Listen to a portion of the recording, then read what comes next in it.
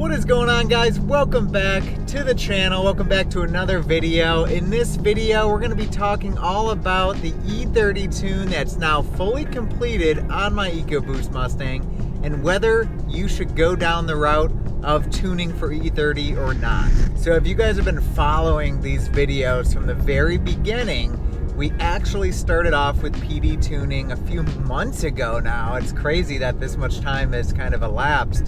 But we started off by tuning for their 93 octane fuel, went through that whole setup, and then decided we wanted a little bit more power and decided to tune on E30 as well. Honestly, it's been great. Ryan at PD Tuning has been fantastic. So first and foremost, if you guys are considering pro tuning your Mustang Ecoboost and you guys want somebody that knows what they're doing, hit up Ryan at PD Tuning.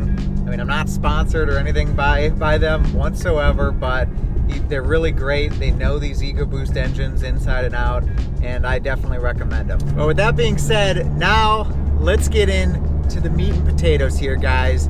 Should you do it? Because there's a lot to consider when you're, tuning for E30. You have, is the power to time, in terms of mixing the fuel and calculating that all out every single time, is that worth it for the amount of power you get out of the tune, right? Honestly, I work from home, so I don't actually drive my car daily compared to most people, right, that need that daily commuter every single day. That's not me as of right now. I mainly take it out after work, or I'll take it out on the weekends. So to me, mixing the fuel and things like that, it's not a huge burden to me, but I could see where if you were driving long distances, every single day, running E30 all the time, it probably isn't practical for you. But the power you get from it is substantially different than 93. Like I said, first thing we did with PD tuning was their 93 octane tune, and that woke the car up considerably. That was a massive difference going from like the 18 pounds of boost, something like that, on the Cobb Stage 1 tune that I was running, which I thought that also, going from stock to Cobb Stage 1, I was like, oh, there's a nice little jump in performance there. But jumping then to the 93 tune with PD tuning, 25 pounds of boost consistently, and it was a major change in terms of the horsepower and torque. So the 93 tune was great. Then jumping to the E30 tune, it felt like the car was then a whole nother different animal. I think if the person went from stock to E30, their mind would be blown. On E30, we're still pushing 25 PSI, 26 will occasionally hit 26, but 25 is where we're at, and that seems to be kind of the safe range for the stock block in here. Honestly, the power is fantastic. The thing, especially low speed, your second, third gear in the 10 speed, it pulls like a train, guys. It pulls hard, and the torque is like instant.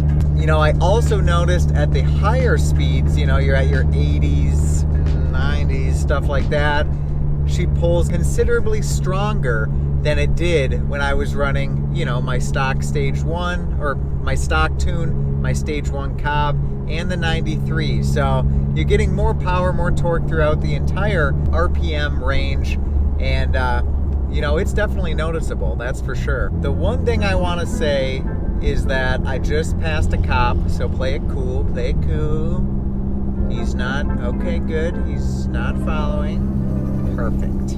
Woo! We're fine, we're not doing anything illegal right now. But yes, it adds power through the entire RPM range, of course, but it's still stock turbo, so when you get upwards of like 100 miles an hour, it's not, it doesn't pull crazy hard up past 100.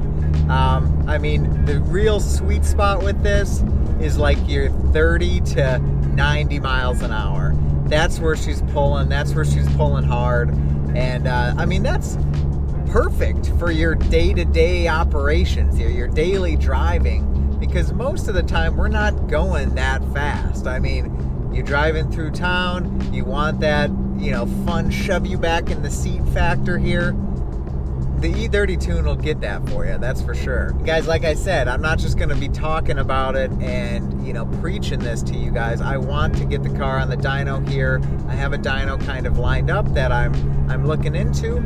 And it's Thanksgiving next week. Actually, when this video comes out, it'll be Thanksgiving, so happy Thanksgiving to everyone.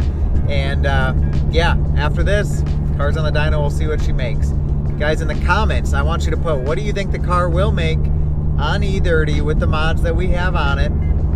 What do you think? I'll put the mod list in the description for you guys as well, so you can refresh your memories on what, you know, what we've all done to the car thus far. Now, I do want to talk about this as well. There has been a couple little scares that I've had while we've gone through this whole tuning process. Honestly, one of them was the negative ignition correction that I kept seeing as we kept going through these revisions. It took about 5 revisions to fully tune the car on E30, but I did have a couple instances where I was getting negative ignition correction under full throttle. I was always under the impression like that's a huge no-no, but apparently there is some, I guess it takes more than just looking at it at a sense like, yeah, it happened at full throttle. Because when you dive into the data logs, Ryan told me firsthand that a lot of the times that negative ignition correction that'll show up on the access port is for a split second, and in my case happened within a shift point.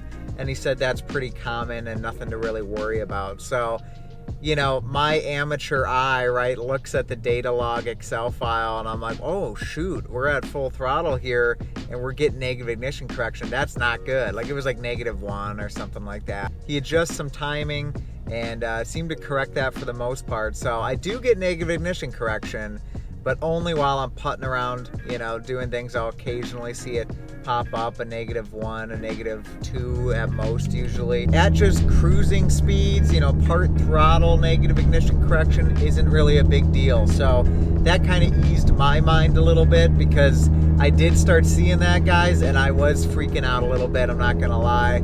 I don't want this car to go boom because I have other plans. It would really suck. Let's just leave it at that. But other than that, I really haven't had too many scares, you know, like the car has performed great. You know, it was pretty exciting to go through the process of, you know, it's like Christmas every 3 days, you know, you get another revision, you need another revision. It's just kind of fun, right? And now that I'm not getting them anymore, I'm like, I need another revision. I do have the lifetime package with them, so if we go farther, I could get another revision. But for right now, I'm happy power-wise where it sits. It's definitely a blast. With all that being said, I think we have to test out some 0 to 60 runs on this E30 tune. What do you guys say? Because we did it on 93, and the best I was able to get was 4.8.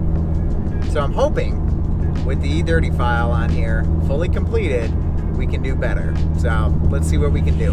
All right, guys, we're gonna try to get a 0 to 60 run here in Mexico, of course.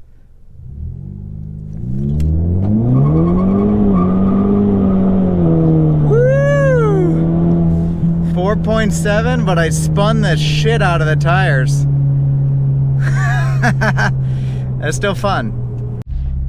I'm gonna see if I can try again. There was a guy walking on the side of the road before, so I don't really know if, I don't want to just do a 0 to 60 right in front of this guy, because that would be kind of rude. But I think we can do a lot better. I was spinning the shit out of those tires there, and if I could hook, then I think we could do it. So that was with advanced track off, you know, and there's the guy. You probably didn't see him. I probably could do it again. Oh shit. Oh yeah, I let off in there. 5.9. I let off the gas because I was getting sideways. I know a lot of people are gonna say the acceleration timer here on the internal Ford software on the car is not very accurate, which there's probably some truth to that. But honestly, it's the best I got to, you know, measure what I'm doing here. That was fun though. It was fun. Well guys, I just wanted to get out of the car real quick and kind of wrap everything up outside of the car so you guys can see it as well. But as you saw, I did 2 runs. I failed miserably to get a better time. I mean, I got 4.7, so technically that's better than what I did on the 93 tune from PD Tuning. I got 4.8 that time. But we spun the absolute living shit out of those rear tires on both runs today. So if I could hook, and maybe I need to be a little bit easier on the throttle getting off. I did kind of brake boost the car at like 1500 RPMs. I did first run, traction, advanced track was off. Second run, just traction control was off. And we spun both times. So I think I need some practice. Maybe we can go to an actual drag strip and try to get some decent times here on a nice prepped surface. That would be cool. But honestly guys, do I recommend the E30 tune from PD Tuning or any sort of E30 tune for your Ecoboost Mustang? Abso-freaking-lutely. Definitely worth it, 100% in my book. If you're cool with mixing the fuel and you don't mind, you know, spending a little bit of extra time at the pump doing that and testing, then the power gains are 100% worth it. I could only imagine with the big turbo, like an NX2 or bigger, running on E30, what this little thing could do. So I think it's gonna surprise some people if we start running it against, you know, some other cars here, which I don't do a lot of, but it's nice to have in the back pocket just in case. And also, before I let you guys go, I just want to give everyone a huge thanks for being a part of the channel. A little kind of update here. I'm gonna be making, and you might have seen already, that I'm pumping out more short form content onto this channel. This is not a replacement for this long form content that I'm doing here, guys. I'm just adding to the channel. I want to do some kind of funny videos with the car and just little goofy stuff that I kind of want to do. And YouTube's kind of made it abundantly clear to a lot of creators that, you know, shorts are gonna be kind of you know, a big push here, and I just want to start making some of those. So I hope you guys that are subscribed to my channel for the long form stuff, you know, and the content on the Ecoboost can also enjoy those videos as well. I don't know, I think they're gonna be funny, and I'm just having fun with this, guys. That's it. So just wanted to say that real quick. So if you guys do start seeing more of those short YouTube shorts on the page here, that's why. So guys, thanks so much for bearing with me here and watching this video. Let me know down below what you have done to your Ecoboost Mustang or your Mustang in general. Let me know if you guys would go E30 on yours, or if you have, and what your experience has been. I think so far it's definitely worth it. So you guys have a great day, and we'll catch you in the next video. Bye.